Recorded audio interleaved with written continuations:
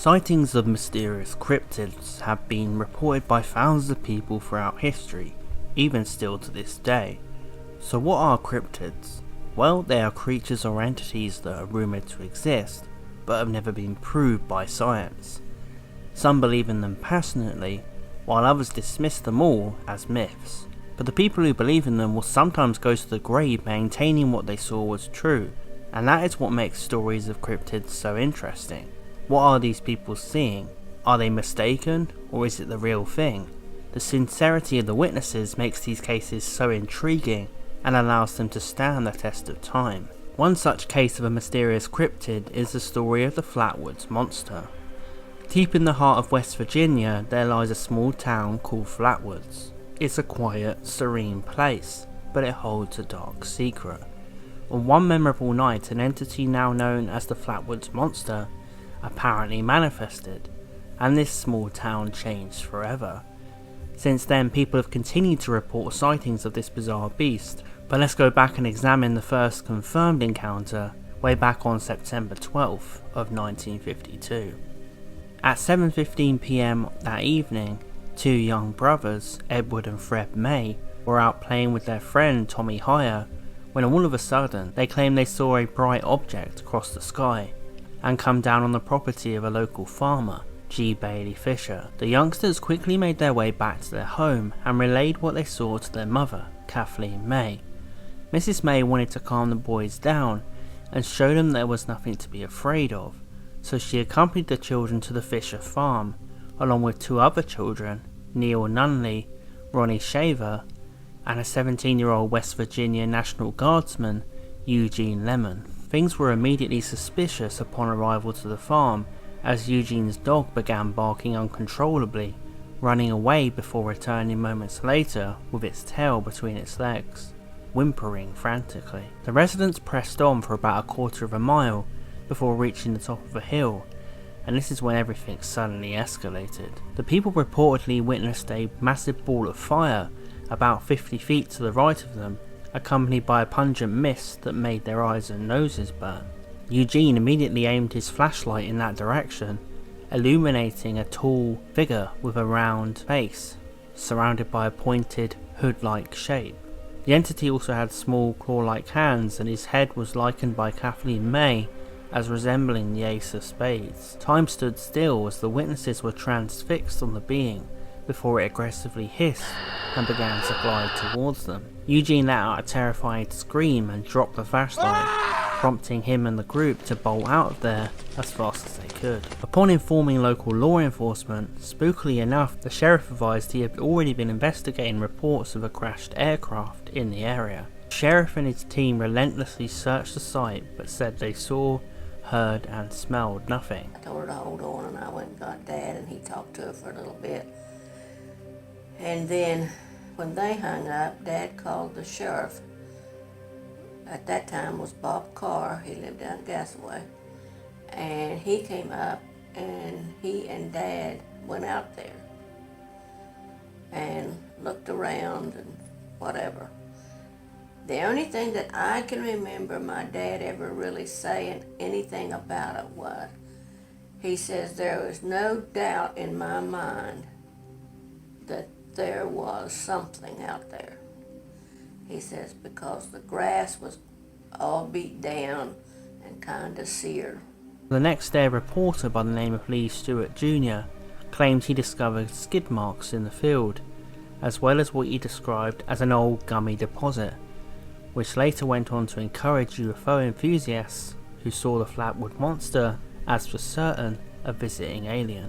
However, it was later questioned whether the tracks were actually caused by a pickup truck driven by Max Lockhart, who had actually driven up to the location to try and catch a glimpse of the creature before Stewart had made his discovery. When speaking to the witnesses, Stewart strongly believed them. Those people were the most scared people I have ever seen. Stewart was so concerned when he searched the area that he was clutching a shotgun, also saying about the group, multiple people don't make up that kind of story that quickly.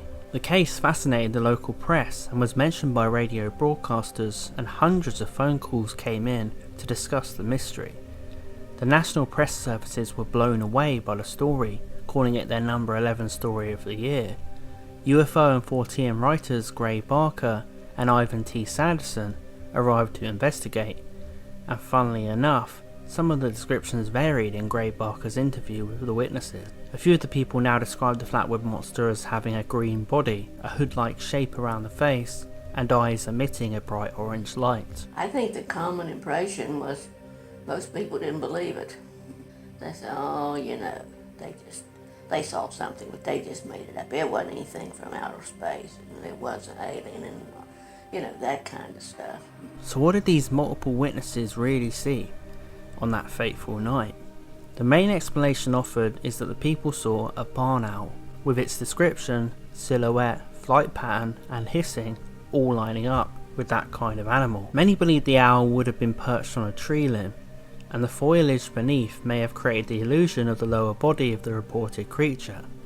The surrounding darkness would have of course made the owl's eyes glow in the dark, and any surrounding trees, leaves, shadows or fences could have added to a believed outline of a bigger being. The description of the small claw-like hands would also line up with a barn owl. Believers argue, however, that each person would have been able to tell the difference between an owl and what was reported, especially when the flashlight lit it up. They also like to claim there have not been many cases in history where intelligent people mistake regular animals for otherworldly beings. No, I think Dad was right. I think definitely there was something there. Of course, the tales have gone on and on all these years. And as time has progressed, you hear of other, UFOs and etc. And then the government always says, oh, no, it's nothing. Just like they did in that documentary last night, It was a hoot owl and that kind of stuff. Representing the Committee for Skeptical Inquiry, Joe Nickell conducted an investigation into the experience in the year 2000. He concluded that the bright light in the sky was most likely a meteor, and that the pulsating red light was more than likely an aircraft hazard beacon, and that the creature was, yes, most likely an owl. On the night of September 12th, it is worth mentioning that a meteor had been observed across 3 states: Maryland, Pennsylvania, and of course West Virginia. Joe Nickell ultimately decided that witnesses' fears were heightened by each other's reactions, adrenaline and anxiety.